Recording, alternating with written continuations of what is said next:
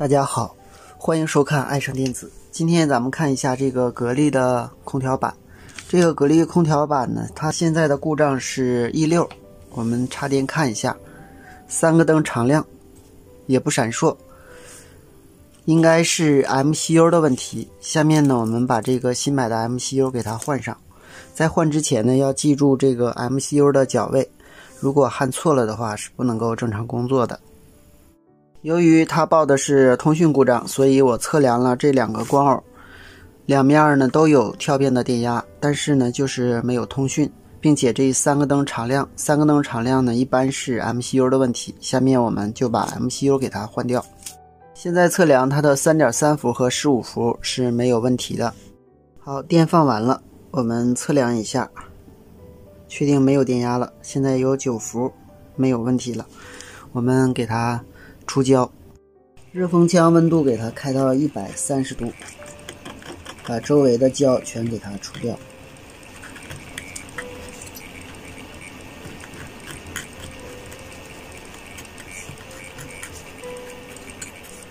除掉以后，我们把风枪升到350度，然后把周围给它抹上一层焊油。好，不要着急，我们给它吹一会儿，就吹下来了。好，多吹一会儿呢，它就吹下来了。脱平焊盘以后，我们就可以把它焊上了。芯片的角位要对准，这个位置有一个小三角，另外这个位置，这个芯片的这个角，这个是平的，其余的都是带角的，这个就是芯片的一角。我们给它用风枪对好焊上就可以了。焊完以后呢，要用万用表的风鸣档测量2个引脚之间是否有短路的地方。如果有短路呢，我们就需要把相应的引脚给它拨开，因为2个引脚可能是短路了。如果没有短路的话，那么我们在测量这个引脚和外围的元件以及线路板是否有连通。如果连通了，就证明焊好了。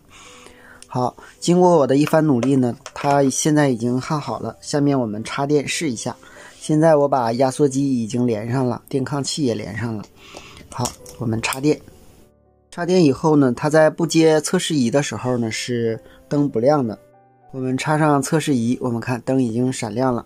我们看现在已经检测出来了，室外盘管温度20度，排气管温度20度，室外环境温度20度。那我们开机，我们看指示灯，红灯亮了。现在压缩机已经旋转了，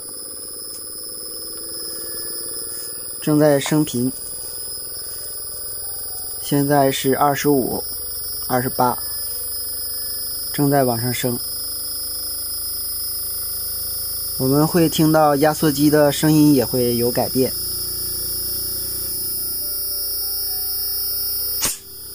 我们看已经正常了，这样咱试机一会儿没有问题就可以了。好，今天咱们就到这里，谢谢大家，再见。